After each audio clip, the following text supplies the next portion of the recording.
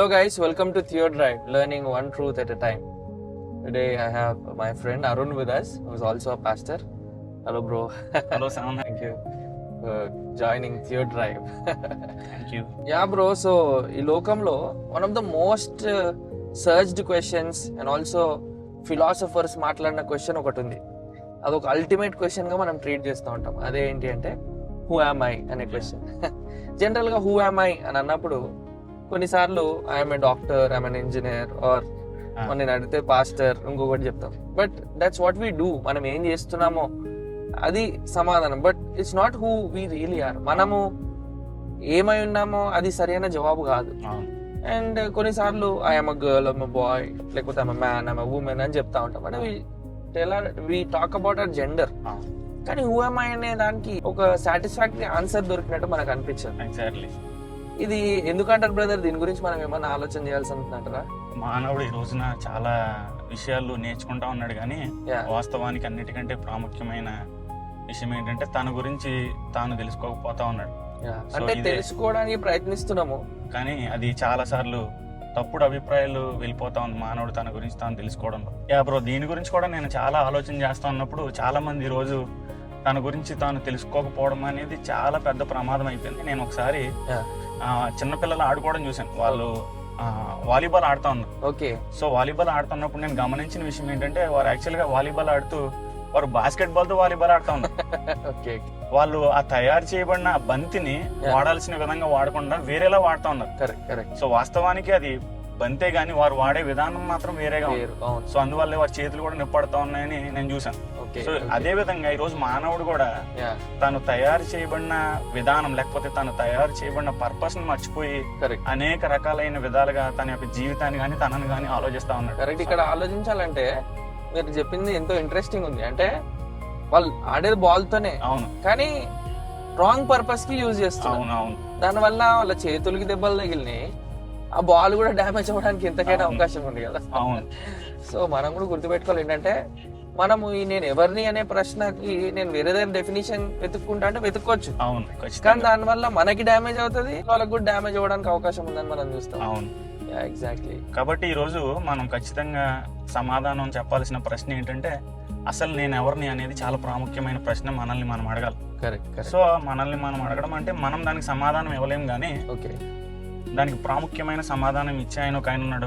ఆయన్ని కనుక మనం అడిగితే మనం ఖచ్చితంగా దాని సమాధానం తెలుసుకోవచ్చు. లోకం చెప్పే థీరీస్ ఏంటంటే ఈ రోజున లోకంలో మానవుడు ఎలా సృష్టించబడ్డాడని లోకాన్ని కానీ సైన్స్ని కానీ మీరు అడిగితే చాలా అభిప్రాయాలు ఉన్నాయి. అవి ఫేమస్ కూడా ఈ రోజున. సో మనం చిన్నప్పటి నుంచి పుస్తకాల్లో కూడా చదువుతూ ఉంటాం. సో అందరికీ తెలిసింది ఏంటంటే బిగ్ బ్యాంగ్ థియరీ.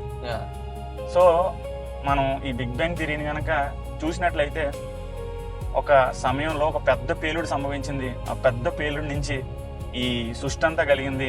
ఆ సృష్టిలో నుంచి సూక్ష్మజీవులు కలగడం, ఆ సూక్ష్మజీవులు తద్వారా అలా అలా పరిణితి చెంది మానవుడు ఇవన్నీ రావడం మనం చూస్తూ ఉంటాం. ఇక్కడ మనం అర్థం చేసుకోవాల్సిన విషయం ఏంటంటే ఒకవేళ మానవుడు గనక ఇలా సృష్టించబడితే పదార్థం అయితే పదార్థానికి భావోద్రేకాలు ఉంటాయి ఉండవా?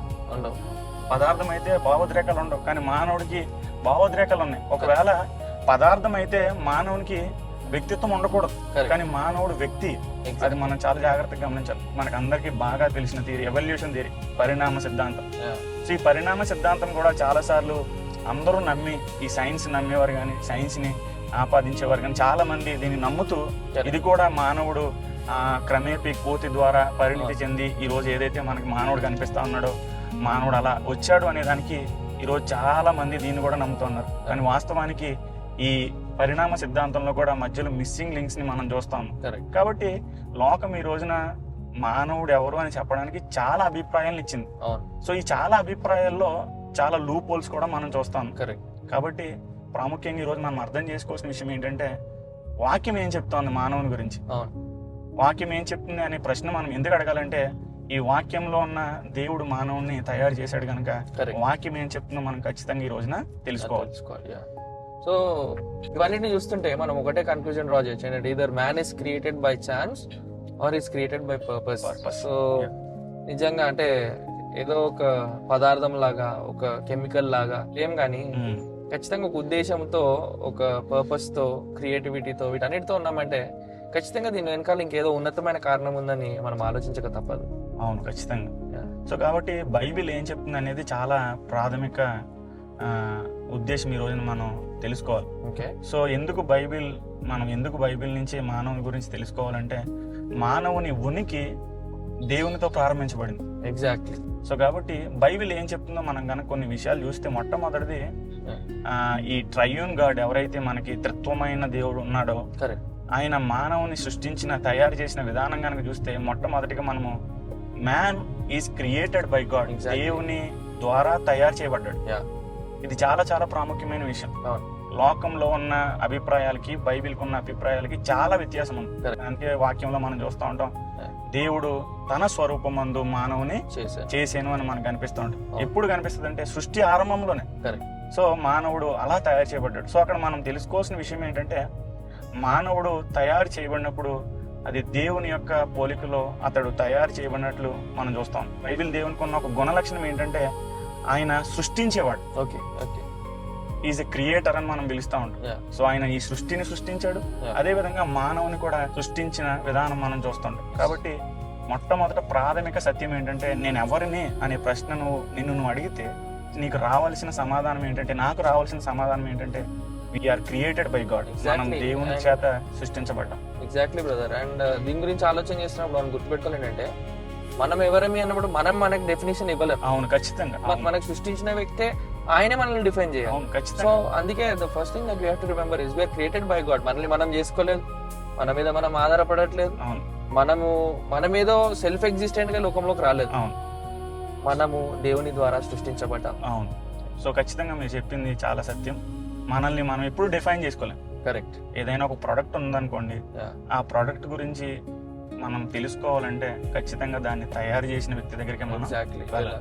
లేదంటే మనకి నచ్చినట్టు దాన్ని వాడేస్తా ఉంటాం. అలాగే ఇది కూడా దేవుడు మనల్ని తయారు చేశాడు అన్నప్పుడు మనం గమనించాల్సిన ఇంకొక విషయం ఏంటంటే, దేవుడు మనలో ఒక ప్రత్యేకమైనది పెట్టాడు.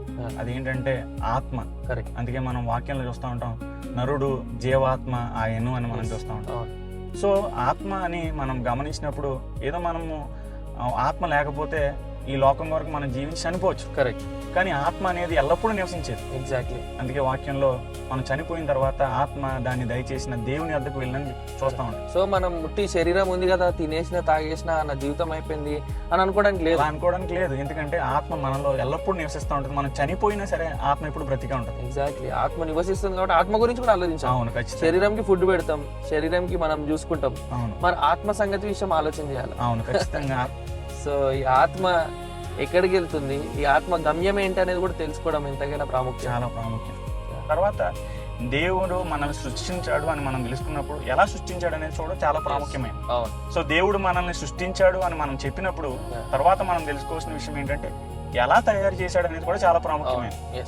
సో నేను కోతిని కాదు. కరెక్ట్. నేను కోతిలా సృష్టించబడలేదు. కరెక్ట్. జంతువుని కాదు. నేను ఎలా సృష్టించబడ్డానంటే, బైబిల్ చెప్పేది ఏంటంటే, నేను దేవుని స్వరూపంలో సృష్టించబడ్డాను. సో బ్రో, అంటే దేవుని స్వరూపం గురించి చెప్తున్నప్పుడు నేను ఇట్లా ఇప్పుడు అద్దంలో చూసుకొని నేను దేవుని స్వరూపంలో ఉన్నా, ఎంత బాగున్నా అని అనుకోవచ్చా? అదేనా? అలా ఖచ్చితంగా అనుకోకూడదు. దేవుని స్వరూపం అంటే మనం బైబిల్లో చూస్తాం. బైబిల్ దేవుడు హీ స్పిరిట్, ఆయన ఆత్మ అన్నాడు. ఓకే. దేవుని స్వరూపంలో మనల్ని మనం సృష్టించాడు దేవుడు అంటే, దేవునికి ఉన్న కొన్ని గుణ లక్షణాలు ఆయన మనలో పెట్టాడు. కరెక్ట్. మనం ఆలోచించినట్లు ఎవరు ఆలోచించలేరు. ఆలోచన అనేది దేవునికి ఉన్న ఒక లక్షణం. అదే లక్షణం దేవుడు మనకు కూడా ఇచ్చాడు. దేవుడు మంచికి చెడుకి మధ్య జడ్జిమెంట్ ఇస్తాడు కనుక మనకు కూడా అదే విచక్షణ జ్ఞానాన్ని ఇచ్చాడు. తర్వాత మనం క్రియేట్ చేయగలం మనం కూడా. అలాగే మన దేవునికి ఉన్న ఒక గొప్ప లక్షణం ఏంటంటే, ఈజ్ క్రియేటర్ అని మనం చెప్తా ఉంటాం. సో తర్వాత స్పిరిచువాలిటీ. సో ఇలాగా దేవుని పోలిక అంటే అర్థం ఏంటంటే, ఈ లక్షణాలు దేవునికి సంబంధించిన కొన్ని గుణ లక్షణాలు ఆయన మానవునిలో కూడా పెట్టాడు. దాన్ని మనం దేవుని పోలిక అని చెప్తా ఉంటాం. అంటే ఎంత యునిక్ గా వేరే ఏ జంతువు గాని లేకపోతే సృష్టిలో ఉన్న మరి దేనికంటే కూడా ఆయన స్వరూపంలో ఒకటి మనల్ని చేస్తున్నాడు. అవును. సో మనం ప్రత్యేకమైన వారము, విలువ కలిగిన వారము, శ్రేష్టమైన వారం. ఎందుకంటే మన వల్ల కాదు, కానీ మనం ఆయన స్వరూపంలో చేయబడ్డాం కాబట్టి శ్రేష్టమైన వాడిగా దేవుడు మన మానవుడిని ఎంచి తన స్వరూపంలో చేసుకున్నాడు అన్నప్పుడు నిజంగా మనం చేసే క్రియ బట్టి మనకు విలువ రాదు, మనం కలిగి ఉన్న వాటి బట్టి మనకు విలువ రాదు, కానీ మనం ఎవరై ఉన్నామో అదే విలువ కలిగింది. So human life is valuable. మానవ జీవితం అనేది విలువైనది. ఎందుకంటే మనలో ఏదో మంచి ఉందని కాదు, కానీ మనం దేవుని స్వరూపంలో చేయబడ్డామని ఆలోచన చేస్తాం. అవును. యా బ్రదర్, ఓకే, ఇప్పుడు దేవుని స్వరూపం గురించి మీరు చెప్పినారు. సో ఇక్కడ ఉట్టి పురుషులు మాత్రమే దేవుని స్వరూపమా, లేకపోతే స్త్రీలు కూడా దేవుని స్వరూపం చేయబడ్డారా? అలా అంటే చాలా ప్రాముఖ్యమైనది ఏంటంటే దేవుడు ఓన్లీ పురుషుల్ని మాత్రమే దేవుని పోలికలో చేశాడంటే అది చాలా తప్పుడు అభిప్రాయం. Okay okay. సో దేవుడు వాక్యంలో మనం చూసేది ఏంటంటే ఆయన పురుషుని గాను స్త్రీని గాను చేశాడు. సో పురుషులు స్త్రీలు అనేవారు ఇద్దరు కూడా దేవుని స్వరూపంలోనే చేయబడ్డారు. Correct correct. They are equal in the sight of God. So పురుషులు పెద్ద స్త్రీలు తక్కువ అని ఏం లేదు. మనం ఎప్పుడు చెప్పొద్దు. వారు దేవుని చేత తయారు చేయబడినప్పుడు సమానంగా ఉన్నారు. దేవుడు సమానంగా వారిని తయారు చేశాడు. వారు సమానంగా తయారు చేయబడ్డారు, కానీ వారి యొక్క రోల్ మాత్రం డిఫరెంట్ గా మనం చూస్తూ ఉంటాం. ఎలా అయితే మనం త్రిత్వమైన దేవునిలో వారు ఎలా అయితే సమానంగా ఉండి వారి రోల్స్ ఎలా అయితే డిఫరెంట్ గా ఉన్నాయో అదే రిజంబులెన్స్ మానవునిలో కూడా పురుషులు స్త్రీల మధ్యలో మనం చూస్తాం. సో రోల్స్ డిఫరెంట్, కానీ స్టేటస్ అయితే దేవుని దగ్గర ఈక్వల్. దేవుడు స్త్రీ అన్న పురుషుడు అని ఒకేలాగా చూస్తాడు, కానీ బాధ్యతలు వేరు. Okay, nice nice. సో రెండు విషయాలు మనం చూసాం. మొదటిది దేవుడు మనల్ని తయారు చేశాడు. తర్వాత రెండోది దేవుని పోలికలో మనం తయారు చేయబడు. తర్వాత మూడోది ఏంటంటే ఈ రెండు మనం తెలుసుకున్న తర్వాత ఇది తెలుసుకోకపోతే చాలా ప్రమాదం. ఓకే. మూడోది ఏంటంటే దేవుని కొరకు మనం తయారు చేయబడ్డాం. ఎగ్జాక్ట్లీ. ఈరోజు చాలా మంది ఇదే మిస్ అయిపోతున్నారు. నేను నా కొరకు అని అనుకుంటాం మనం చాలా సార్లు, లేకపోతే నేను వీళ్ళ కొరకు అని మనం అనుకుంటాం. కానీ మానవులుగా మనం ఎప్పుడూ గుర్తుపెట్టుకోవాల్సిన ఒక సత్యం ఏంటంటే వీఆర్ ఫర్ గాడ్. మనం దేవుని కొరకు. ఎందుకు దేవుని కొరకు అంటే దేవుడు ఏమీ లేనివాడు అంటే దేవుడు ఏమీ లేనివాడు కాదు. కరెక్ట్. ఆయన మనల్ని సహవాసంలో పెట్టుకోవడానికి తయారు చేశాడు. మనం దేవుడు సహవాసంలో లేడంటే తండ్రి కుమార పరిశుద్ధాత్మ దేవుడు వారి సహవాసంలో ఉన్నారు. అయినప్పటికీ దేవుడు మానవునికి ఇచ్చిన ఒక గొప్ప బహుమానం ఏంటంటే ఆయనతో సహవాసంలో ఉండడానికి ఆయన మనల్ని తయారు చేశాడు. ఇది చాలా చాలా గొప్ప సత్యం. ఈ సత్యం కనుక మనం తెలుసుకుంటే అసలు మనం ఎవరమో, మనల్ని తయారు చేసిన దేవుడు ఎంత గొప్పవాడో, ఆయన మనల్ని ఎందుకు తయారు చేశాడో ఇవన్నీ మనం తెలుసుకున్నప్పుడు human life is very valuable in the sight of God. Correct. So అది మనం చాలా జాగ్రత్తగా గమనించాలి. So we are made for God. దేవుని కొరకు చేయబడ్డం, ఆయన మహిమ కొరకు, ఆయన ఆరాధించడం కొరకు, ఆయన గురించి జీవించడానికి కొరకు చేయబడ్డాం. సో ఇవి మనం మనసులో పెట్టుకున్నప్పుడు నిజంగా అంటే మనం దేని కొరకు జీవిస్తున్నాం, దేని కొరకు మనం ఊపిరి తీసుకొని ప్రతిదినము మన జీవితాన్ని గడుపుతాం మనం ఆలోచించడం అనేది ఎంతైనా వాస్తవమైన అనుకుంటుంది. ఎస్ బ్రదర్, మరి ఇంత శ్రేష్టంగా దేవుడు మనల్ని సృష్టించాడు, ఆయన స్వరూపంలో చేయబడి ఉన్నాము.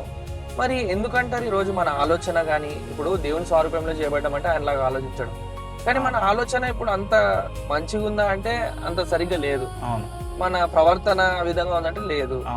మన జీవితంలో తీసుకునే నిర్ణయాలు అవి ఏమన్నా మంచివా అంటే చాలా సార్లు పొరపాటు చేసి నిర్ణయాలు తీసుకుంటారు. దీని అంతటికి ఏంటి కారణం అంటారు? సో ఇదంతటికి కారణం ఏంటంటే ఈ పాపము చేత దేవుని స్వరూపాన్ని గ్రహించలేకపోతున్నాడు. సో అందుకే ఈరోజు మనము మానవులుగా ఎన్నో తప్పుడు ఆలోచనలు కానీ, తప్పుడు అభిప్రాయాలు కానీ, తప్పుడు రీతులుగా మనము ఆలోచిస్తూ ఉంటాం. సో కోల్పోయిన ఈ స్వరూపాన్ని మరలా మనం సంపాదించుకోవడానికి ఏంటి మనకున్న దారి అని మనం గమనిస్తే యేసుక్రీస్తు ప్రభు అనే దేవుడు ఈ లోకానికి మానవుడిగా వచ్చాడు.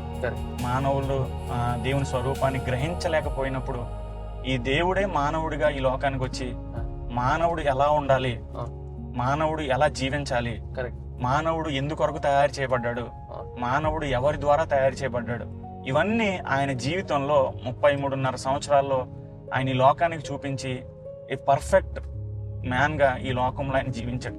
కాబట్టి ఈరోజు ఏదైతే దేవుని స్వరూపాన్ని మనం చూడలేకపోతా ఉన్నామో మానవుల్లో, ఆ స్వరూపాన్ని ఆయన చూపించాడు ఈ లోకానికి. సో మనం కూడా ఆయన యందు ఎప్పుడైతే విశ్వాసం ఉంచి, నమ్మకం ఉంచి ఆ దేవుడైన మానవుని మనం అంగీకరించినట్లయితే ఏదైతే తప్పుడు ఆలోచన మనం చేస్తా ఉన్నామో సరైన ఆలోచనకు మనం మళ్ళా తిరిగి వస్తాం. ఏదైతే తప్పుడు అభిప్రాయాల్లో మన గురించి మనం ఆలోచిస్తా ఉన్నామో సరైన అభిప్రాయానికి వచ్చి మనం తయారు చేసిన దేవుని కొరకు జీవించేలాగా యేసుక్రీస్తు ప్రభు మనల్ని తయారు చేస్తారు. ఎగ్జాక్ట్లీ. సో ఫైనల్ సొల్యూషన్ మనం ఎవరము అని ప్రారంభించాం. మనం దేవుని ద్వారా చేయబడ్డాం, ఆయన స్వరూపంలో చేయబడ్డాం, ఆయన కొరకు చేయబడ్డాం కనుక మనము నిజంగా సంపూర్ణతను ఎప్పుడు తెలుసుకుంటామంటే యేసుక్రీస్తు ప్రభుని తెలుసుకున్నప్పుడు. ఎందుకంటే ఆయనలోనే మనం మళ్ళీ తిరిగి దేవుని స్వరూపంలో తీర్చిదిద్దబడడానికి అవకాశం ఉంది. అట్టి యేసు ప్రభువాన్ని తెలుసుకున్నందుకు దేవుని కృతజ్ఞతలు చెప్దాం. ఒకరు తెలుసుకోకపోతే ఈనాడు తెలుసుకుందాం. సో ఈరోజు నేనెవరిని అనే ప్రశ్న గురించి ఆలోచన చేసినప్పుడు ఈ బిబ్లికల్ వ్యూ, బైబిల్ దృక్పథం మనం తెలుసుకున్నప్పుడు మన సొంత నిర్వచనం మనం ఇవ్వద్దు, మన సొంత ఉద్దేశం మనం కలిగి ఉండొద్దు. మనము లెక్కప్పజంపవలసిన వారమై ఉన్నామని కూడా గుర్తుపెట్టుకొని మన జీవితాన్ని మన సృష్టికర్తకు యోగ్యంగా జీవించడానికి దేవుడు మన కృప చూపించిన గాక.